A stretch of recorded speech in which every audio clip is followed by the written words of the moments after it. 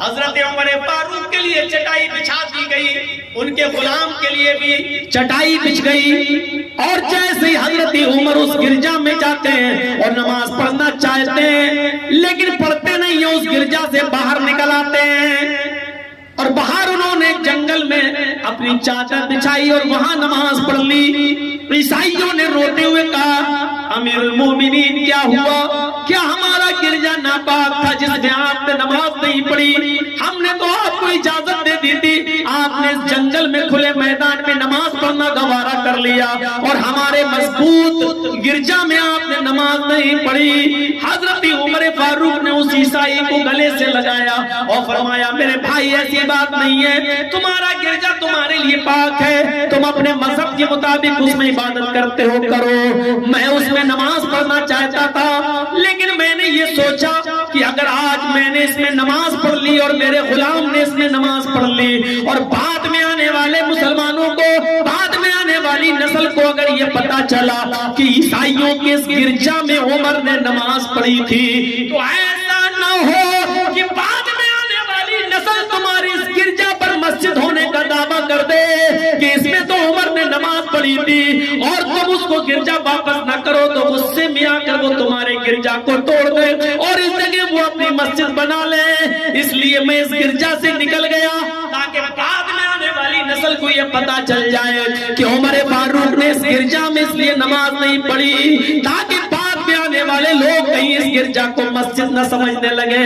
हजरत उमर फारूक ने इस डर से उसमें नमाज नहीं पढ़ी कि बाद में आने वाले लोग इस गिरजा को कहीं अपने मस्जिद न समझने लगे, इसलिए इस मस्जिद पर, इस गिरजा पर कब्जा न कर ले।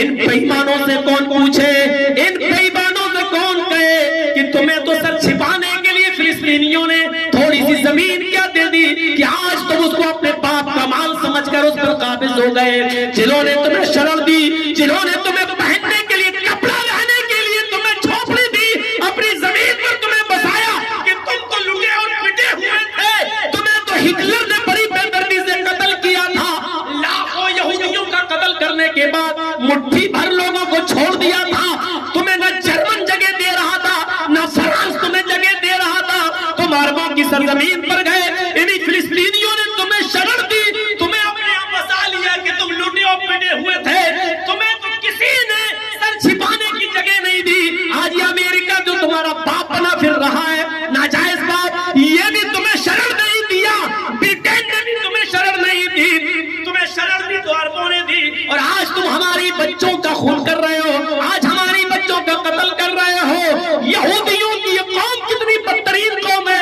हिटलर ने सारे यहूदियों को जब कत्ल कर डाला, मार डाला, तो मुट्ठी भर यहूदियों को छोड़ दिया और उसने जब इनको छोड़ा तो कहा, लोगों मैं चाहूं तो इन मुट्ठी भर यहूदियों को भी कत्ल कर दूं, मैं चाहूं तो इन हिटलर, मैं चाहूं तो इनको भी मार दूं, खत्म कर दूं, लेकिन मैं इन मुट्ठी भर यहूदियों को इसलिए छोड़ रहा हूं कि ये कितनी नालायक कौम है, ये कितनी हरामी कौम है, ये कितनी सुअर कौम है, इसलिए इसका जायजा लेने के लिए मैंने छोड़ा ताकि बाद में आने वाले लोगों को पता चल जाए कि हिटलर ने लाखों यहूदियों को कत्ल क्यों किया। इनका हरामीपना देख ले, इनका सुअरपना देख लिया जाए, इनकी शैतानियत देख ली जाए और उसके बाद अंदाजा लगाया जाएगा कि देखो हिटलर ने इन यहूदियों को मार के सही किया। और यकीनन आज मैं दीपान के तोहल कह सकता हूं कि हिटलर ने सही किया था, लेकिन गलती ये कर गया, इन चंद मुट्ठी भर लोगों को भी वो छोड़ दिया।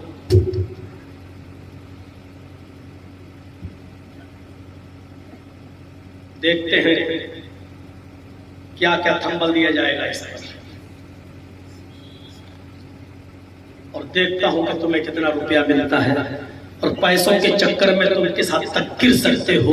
मैं ये भी रोजाना मेरे चैनलों पर नजर रहती है, रोजाना परसों तक दिखाया जाएगा।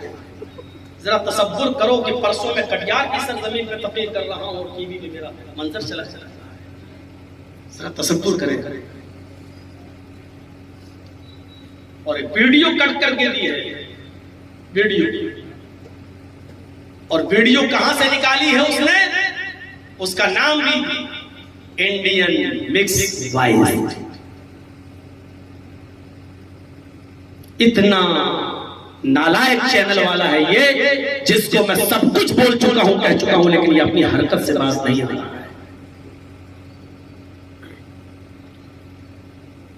मेरे भाइयों, तसव्वुर कीजिए, एक तरफ अदल यहां देखिए और एक तरफ अदल। हजरत उमर ने नमाज नहीं, फिर वहां से चले और चलते चलते जब बैतुल मुकद्दस आ गया, 1 मील की दूरी पर रह गया, लोग हजरत उमर का इस्तेमाल करने के लिए खड़े हैं। ईसाइयों की औरतें छतों पे खड़ी हैं, ईसाई जमीन पर हैं, लेकिन किस्मत देखिए, किस्मत। जब 1 मील बैतुल मुकद्दस रह गया, उसी वक्त हजरत उमर फारूक के ऊँटनी की लगाम पकड़ने की बारी आ गई। गुलाम असलम को ऊँट पे बैठना है और हजरत उमर फारूक को ऊँटनी से उतरकर ऊँटनी की लगाम पकड़ के बैतुल मुकद्दस तक जाना है। हजरत उमर फारूक ने कहा, आए असलम, ऊँटनी रोको। ऊँटनी रोक दी। हजरत उमर ऊँटनी से छलांग लगाकर नीचे गिर गए, उतरे। कहा, असलम तुम बैठो। और हजरत असलम क्या कहते हैं, अमीरुल मोमिनीन, 1 नहीं आज मैं 2 मील चलने को तैयार हूं। सामने लोग मंजर देख रहे हैं। अमीरुल मोमिनीन, अगर आप ऊँटनी की लगाम पकड़ेंगे और मैं आप इस ऊँट पर बैठूंगा तो आपकी इज्जत का कचरा निकल जाएगा। लोग क्या सोचेंगे, यहूदी और ईसाई क्या तसव्वुर करेंगे कि इनका अमीरुल मोमिनीन की कोई हैसियत नहीं है, गुलाम इनसे ज्यादा हैसियत रखता है और वो ऊँट के ऊपर बैठा हुआ है। हजरत उमर फारूक का जो जवाब था वो सुनिए। कहते हैं, आए मेरे खातिम असलम, अगर आज तू ऊँट के ऊपर नहीं बैठा और जबरदस्ती तुमने मुझे बिठा दिया तो इस्लाम का कचरा निकल जाएगा, इस्लाम का जनाजा निकल जाएगा। उमर को ये मंजूर है कि उमर की इज्जत का जनाजा निकल जाए, लेकिन उमर को ये मंजूर नहीं कि इस्लाम के अदल का जनाजा निकले। आए मेरे खादिम, तुम्हें ऊँटनी के ऊपर बैठना पड़ेगा। जबरदस्ती असलम से कहा बैठो और असलम को ऊँटनी के ऊपर सवार करवाया और खुशी खुशी ऊँटनी की लगाम को पकड़ा। बारी हजरत उमर फारूक की तीसरी ऊँटनी की लगाम को पकड़ के चल रहे हैं। जब करीब आते हैं तो ईसाई चीख चीख कर कहते हैं, मुसलमानों, तुम्हारा अमीरुल मोमिनीन क्या वो है जो ऊँट के ऊपर बैठा हुआ है और चला रहा है? क्या अमीरुल मोमिनीन तुम्हारा वो है? क्या उसी की फौज ने बैतुल मक़दिस को फतह किया है? क्या वही है जो फातिहाना दाखिला कर रहा है? तुम्हारा अमीरुल मोमिनीन जो ऊँटनी पर सवार है, क्या वही है जो ऊँटनी पर बैठ कर आ रहा है? और मुसलमान आंखों में आंसू भरते हुए रोते हुए कहते हैं, नहीं आई यहूदियों, मेरा अमीरुल मोमिनीन तो वो है जिसके हाथ में ऊँटनी की लगाम है, जिसके हाथ में ऊँटनी की लगाम है और वो ऊँटनी को लेके चला रहा है और उस ऊँटनी के ऊपर जो बैठा हुआ है वो तो उसका खातिम है, वो तो उसका गुलाम है। क्या करें, आधी आधी दूर, 1-1 मील दूर दोनों एक ऊँटनी की लगाम पकड़ते थे। बैतुल मक़दिस आने से पहले हजरत उमर फारूक की बारी आ गई। हजरत उमर ने इंसाफ का मर्डर नहीं होने दिया, अपने खादिम को ऊँट पे बिठाया और ऊँटनी की लगाम खुद पकड़ ली। जब नीचे उतरे तो लोग हजरत उमर फारूक से गले मिलने लगे और जब अमीरुल मोमिनीन से वो सोने और चांदी के कंगन भी रखे हुए हैं, यानी मुकुट और सर का ताज भी मौजूद है और सोने और चांदी के कंगन भी। आए लोगों, नबी अकरम की ये 2 पेशीन गोइयां तो मैंने अपनी आंखों से देख ली। नबी अकरम की ये 2 पेशीन गोइयां तो मैंने अपनी आंखों से देख ली। एक औरत अकेली उम्रा करने आती है और चली जाती है, उसकी इज्जत व आबरू पर कोई हर्फ नहीं आता है। और दूसरा, नबी अकरम ने जो फरमाया था कि किसरा इब्न हुर्मुज का खजाना फतह होकर सहाबा के हाथ में आएगा, वो भी आ चुका है। आए लोगों, तीसरी चीज अभी मैंने नहीं देखी है जिसका ताल्लुक कयामत से करीब है, इसलिए आए लोगों, कयामत से करीब तुम देख लोगे। आए लोगों, कुर्ब कयामत तुम देख लोगे। कयामत की निशानियों में से एक निशानी ये होगी, और जब तक ये निशानी तुम अपनी आंखों से नहीं देख लोगे कयामत नहीं आएगी।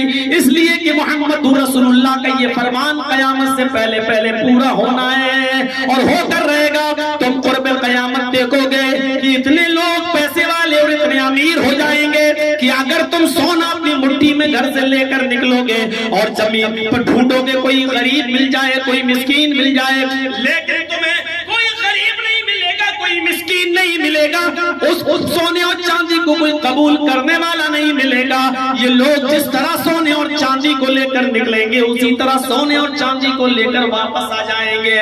कोई इनको सोना और चांदी कबूल करने वाला और एक्सेप्ट करने वाला नहीं मिलेगा। कुर्ब क़यामत तुम ये मंजर भी देख लोगे। तो मेरे भाइयों, हजरत आदी ने जो एक नक्शा खींचा था उसमें ये बताया था कि अमन कैसे पैदा हुआ अरब के अंदर, नबी अकरम के अदल से, नबी अकरम के इंसाफ से, नबी अकरम के इंतकाम के जज्बे से। मेरे भाइयों जरा सुनिए, हदीस की रोशनी में कहा जा सकता है जहां जितना ज्यादा अदल होगा वहां उतना ज्यादा अमन होगा, और जहां जितना ज्यादा अन्याय और जुल्म होगा उस मुल्क के अंदर उतनी ही ज्यादा अशांति होगी, भ्रष्टाचार होगा, सांप्रदायिक दंगे होंगे। जहां अदल नहीं होगा वहां शांति भी नहीं। आपके घर में भी अदल तभी होगा, घर में अगर 4 भाई है ना और बाप सबके साथ अदल करेगा तो अमन होगा।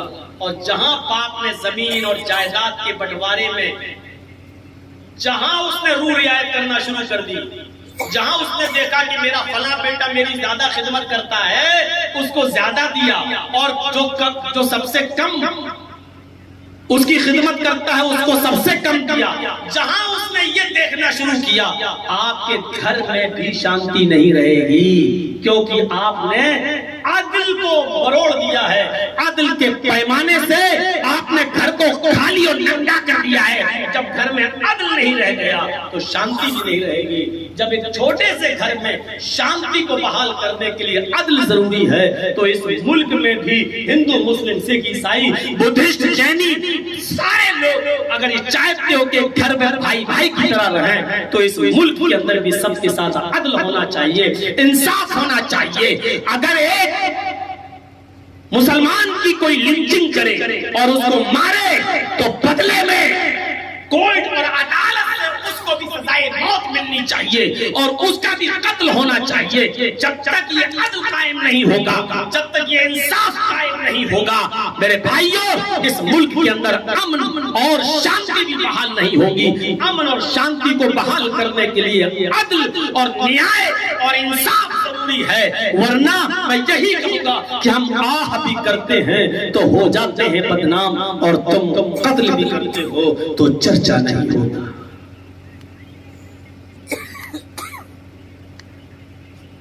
आज देख रहे हो कैसे कैसे लोग और कैसे कैसे नेता लोग सब जेल में जा रहे हैं।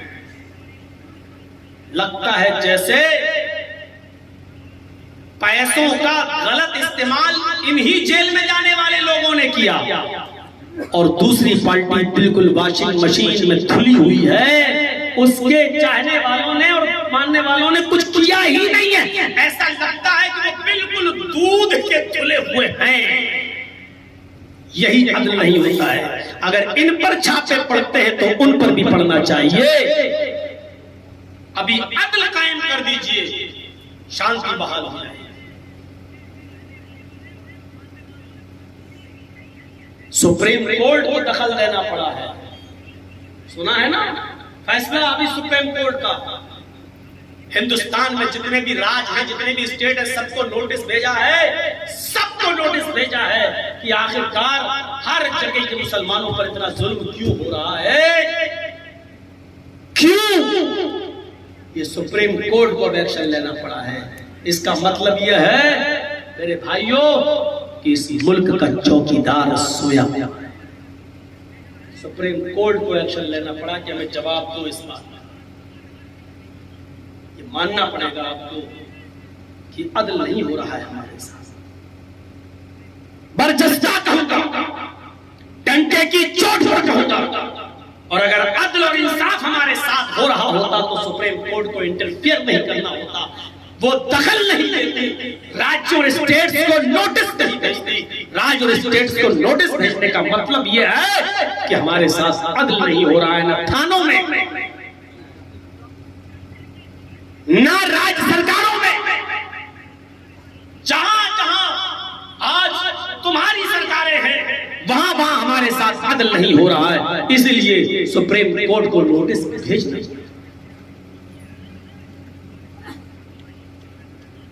इंसाफ का तकाजा और इंसाफ का पल्ला जितना भारी होगा उतना ही अमन पैदा होगा, उतना ही शांति बहाल होगी। काजी शुरह जो कूफा के काजी थे और हजरत अली ने जिनको काजी बनाया था, एक फैसला सुना रहे हैं आज। यहूदी और ईसाई जमा हैं कोर्ट में, मुसलमान भी हैं।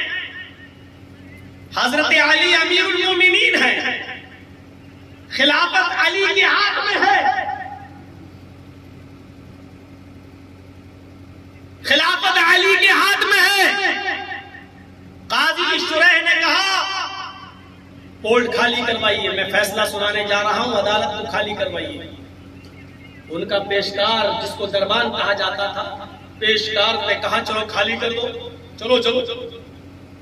कुछ जा रहे हैं, कुछ नहीं जा रहे हैं। कुछ जिद्दी लोग होते हैं, जैसे कोई लोग धरना दे रहे हो और गवर्नमेंट का ऑर्डर हो हटाओ इनको, तो पहले प्यार से कहा जाता है कि छोड़ दो, अनाउंसमेंट किया जाता है खाली कर दो, और जब भी खाली नहीं किया जाता है तो लाठी चार्ज होता है। लाठी चार्ज से भी जब खाली नहीं होता है तो आंसू गैस वगैरह छोड़े जाते हैं। ऐसे ही काजी शुरह के पेशकार ने देखा कि अब तो ये खाली नहीं कर रहे हैं, तो उन्होंने कोड़ा उठाया और हवा में ऐसे ऐसे लहराना शुरू कर दिया, और चमड़े का कोड़ा जो देखा लोगों ने तो भगदड़ बच गई और भागना शुरू किए। कोर्ट खाली करने के लिए भागे। एक आदमी पीछे से भी भागता हुआ आया। हजरत काजी शुरह के दरबान का कोड़ा हवा में लहरा रहा था। ये भागा और ये सामने आ गया और एक कोड़ा इस यहूदी को लग गया।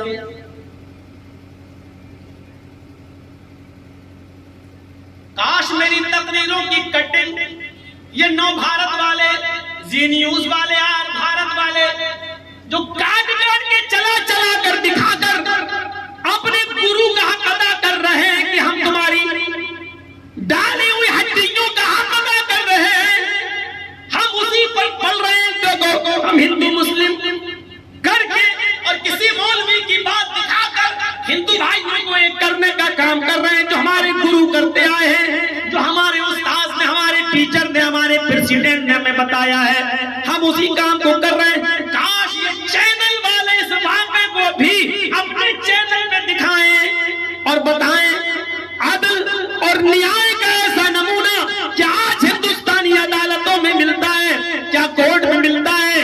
हाँ, सुप्रीम कोर्ट कभी कभी जरूर ऐसा फैसला सुना देती है जो काबिल रश्क होता है, जो काबिल रश्क होता है और जिस पर फख्र किया जाता है। मेरे प्यारे साथियों, और ये फैसला सुनाने के लिए उनको लोअर कोर्ट से, हाई कोर्ट से गुजरने के बाद 20 साल गुजर जाने के बाद तब सुप्रीम कोर्ट से उनको खुशी मिलती है, और खुशी तब मिलती है जब वो खुशी बेचारे बर्दाश्त करने की ताकत नहीं रखते हैं। अपनी जवानी उस खुशी को सुनने के लिए और अपने ऊपर लगा हुआ दाग हटाने के लिए मेरे भाइयों वो 25-30 साल से तड़प रहे थे। 30 साल के बाद सुप्रीम कोर्ट ने कहा सबूत के अभाव में इसको बाइज्जत बरी किया जा रहा है। सुप्रीम कोर्ट सिर्फ बरी करता है लेकिन 30 साल खोए हुए उसका नुकसान नहीं दिलाता है। बस अब आप इतना कह सकते हो कि मेरे ऊपर लगा हुआ दाग मिट गया है, लेकिन ये 30 साल में आपने और आपके परिवार ने, आपने और आपके समाज ने, आपने और आपके रिश्तेदारों ने क्या खोया है, इसका इनाम आपको नहीं मिलेगा, ये नुकसान आपको नहीं मिलेगा। मेरे भाइयों, वो आपको नहीं दिया जाएगा, क्योंकि अब आप जब नए सिरे से मुकदमा दायर करेंगे तो अब इंसाफ पाने के लिए भी आपको इतने ही साल का जमाना गुजारना पड़ेगा, तब तक आप कब्र में पहुंचे हुए होंगे। इसलिए आप कोई आदमी फिर मुकदमा दायर नहीं करता। क्या करेंगे साहब, अब कौन, हम बरी हो गए, बस इतना ही काम। एक कोड़ा उस यहूदी को लग गया, कोल्ड खाली हो गई, यहूदी खड़ा है। काजी शुरैह ने कहा क्या हुआ, कोल्ड खाली हो गई, तुम क्यों खड़े हो जाओ, चलो बाहर चलो। उस यहूदी ने कहा काजी साहब मुझे आपके पेशकार, मुझे आपके दरबान के खिलाफ मुकदमा दायर करना है। कहा फिर कटघरे में आ जाओ। उस यहूदी को कटघरे में खड़ा किया। कहा क्या है, कहा आपका दरबारी कोड़ा चला रहा था, इसने किसी को नहीं मारा, इतनी भीड़ में कोड़ा हवा में चलाया, किसी को नहीं मारा। जब मैं इसके पास से गुजरा तो इसने कोड़ा मेरे मार दिया। या तो सबको मारे जाते क्योंकि सबने कोर्ट भर दी थी, या फिर किसी को नहीं मारा जाता, लेकिन सिर्फ मुझे मारा गया है। काजी शुरैह ने अपने पेशकार से कहा तुम्हारे खिलाफ मुकदमा दायर है, अब तुम कुर्सी छोड़ो और इस कटघरे में खड़े हो जाओ। इस यहूदी ने तुम्हारे खिलाफ ये मुकदमा दायर किया है, सफाई में क्या पेश करना चाहते हो? उस पेशकार ने जो सफाई पेश की वो सुनिए। काजी साहब मैंने तो आपका हुक्म मानते हुए कोर्ट खाली कराना चाहिए थी, मैं कोड़ा हवा में हिला रहा था, ये पीछे से आ गया, मैंने जानबूझकर कोड़ा नहीं मारा, धोखे से अचानक ही आ गया, इसलिए कोड़ा इसकी पीठ पर लग गया। काजी शुरैह ने कहा ऐ यहूदी, वो ये कह रहा है कि अचानक और धोखे से कोड़ा लग गया है, जानबूझ के नहीं मारा, क्या तुम कुछ कहना चाहते हो? पूरा मौका दिया जा रहा बोलने का।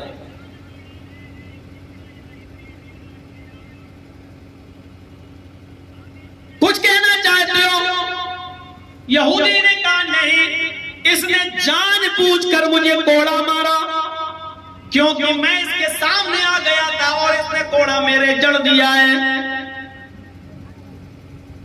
काजी शुरैह ने अपने पेशकार से पूछा ये शख्स ये कह रहा है कि कोड़ा जानबूझकर मारा है, तुम क्या कहना चाहते हो? उस पेशकार ने कहा मैंने जानबूझकर नहीं मारा है।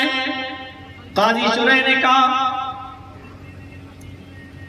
गवाह लाओ। अब इस बात की गवाही कौन देगा कि जानबूझ के मारा है या धोखे से लग गया? दिलों का हाल तो अल्लाह ही जानता है ना। अब इस बात की गवाही कौन दे? काजी शुरैह का दरबारी गवाह पेश नहीं कर सका, सिर्फ इतना कहता रहा कि मैंने जानबूझ के नहीं मारा, और यहूदी कहता रहा कि इसने जानबूझ के मारा। बिलाखिर गवाह पेश न करने की वजह से काजी शुरैह की अदालत जो फैसला सुनाती है उसने हजारों यहूदियों का दिल जीत लिया। फैसला ये सुनाया जाता है आए मेरे पेशकार, तुम गवाह पेश नहीं कर सके, यहूदी अपने दावे में सच्चा है और तुम इस बात का इकरार करते हो कि तुम्हारा कोड़ा यहूदी के लगा है, लिहाजा यहूदी की बात को सच्चा मानते हुए अब तुम्हारा कोड़ा यहूदी को दिया जाएगा और तुम्हें इसी कोर्ट में बाहर खड़ा किया जाएगा। और इस यहूदी को मैं हुक्म देता हूं कि जितनी जोर से मेरे दरबारी ने मेरे पेशकार ने तुम्हें कोड़ा मारा है, ये एक कोड़ा तुम मेरे दरबारी को, मेरे पेशकार को भी उतनी जोर से मारो। यहूदी उड़ता है और वो कोड़ा उठाता है और कोड़े को हवा में लहराता है और पूरी ताकत के साथ काजी शुरैह के पेशकार को एक कोड़ा रसीद करता है, एक कोड़ा जम के मारता है। काजी शुरैह कहते हैं बदला पूरा हो गया। मेरे प्यारे साथियों जरा गौर कीजिए कि कैसा अदल था। हुकूमत हमारी, सल्तनत हमारी, अमीरुल मोमिनीन अली, कहा जा सकता था काजी शुरैह वहीं बैठे थे, वो भी कह सकते थे कि मेरे दरबारी ने आज तक किसी पर जुल्म नहीं किया है, वो जानबूझकर मार भी नहीं सकता है। हाँ, बहुत से मुसलमान भी ये कह सकते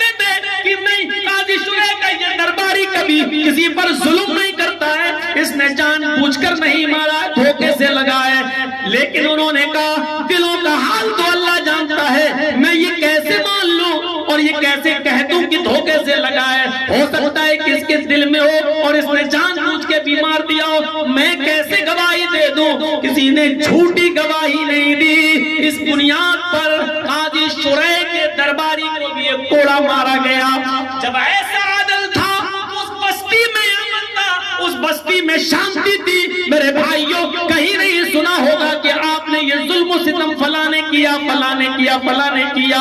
हमारे अस्लाफ ने, हमारे बुजुर्गों ने, हमारे सहाबा ने, हमारे ताबईन ने, तबा ताबईन ने हमेशा अदल से काम लिया, अपनों के साथ भी और परायों के साथ भी। इसलिए अमन रहा, शांति रही और कोई सर उठा के नहीं रह सका। जिस आदल का जीता जाता सबूत हजरत उमर फारूक की शक्ल में दे रहे हो कि यही बैतुल मुकद्दस, यही बैतुल मक़दिस जिसके लिए आज हजारों लाखों की जाने जा रही हैं, यही बैतुल मक़दिस जब फतह होता है हजरत उमर फारूक के जमाने में, और यही फिलिस्तीन के लोगों ने जब दावत दी हजरत उमर फारूक को कि बैतुल मक़दिस फतह हो गया, आइए तशरीफ ले आइए और नमाज पढ़िए हमारे यहाँ आकर। हजरत उमर फारूक जब बैतुल मक़दिस की तरफ जाने लगे, अपने साथियों के साथ जाने लगे, तो आपको ये वाक़या अच्छी तरीके से याद होगा। जिस ऊंट पर बैठे हुए थे, सवार थे उस ऊंट के ऊपर, सिर्फ 2 ही आदमी बैठ सकते थे, तीसरा नहीं। तो एक आदमी उसके ऊपर बैठता था और एक ज़ादे राह, जो अनाज, जो गल्ला, जो खाने पीने का सामान, सत्तू वत्तू, वो बांध दिया गया है उस ऊंट के ऊपर। 2 लोग जा रहे हैं, 2 लोग, एक तो हजरत उमर है और दूसरे उनका गुलाम है। बस इन 2 लोगों पर मुश्तमिल ये काफिला मदीने से रुखसत होता है और बैतुल मक़दिस की तरफ जा रहा है। हजरत उमर फारूक ने कहा कि ऐसा करो, जब मैं ऊंट पर बैठूंगा तो 1 मील तुम इस ऊंट की लगाम को पकड़ोगे और तुम लेकर चलोगे, और 1 मील के बाद मैं उतर जाऊंगा, मैं ऊंटनी की लगाम पकड़ लूंगा और फिर तुम इस ऊंट के ऊपर बैठ जाओगे, मैं ऊंट को लेकर चलूंगा। मेरे भाइयों, जनाजा निकल जाएगा आज के हुक्मरानों का। अगर अपनी एयर कंडीशन और ब्लड प्रूफ कार से उतर के 10 कदम भी पैदल चलते हैं, मेरे प्यारे साथियों, आपने देखा होगा 10 कदम पैदल चल रहे थे तो लड़खड़ा के गिर गए हमारे गुरुजी, जो अपना बोझ खुद बर्दाश्त न कर सके, वो चला है पूरी कौम का बोझ बर्दाश्त करने के लिए। YouTube पे पड़ा भरा है, देख लीजिएगा। अब जब तक नाम ना बताऊं तब तक आएगा नहीं, और नाम मैं बताऊंगा नहीं। तुमसे ज्यादा मुझे इन यूट्यूबर वालों से डर लगता है।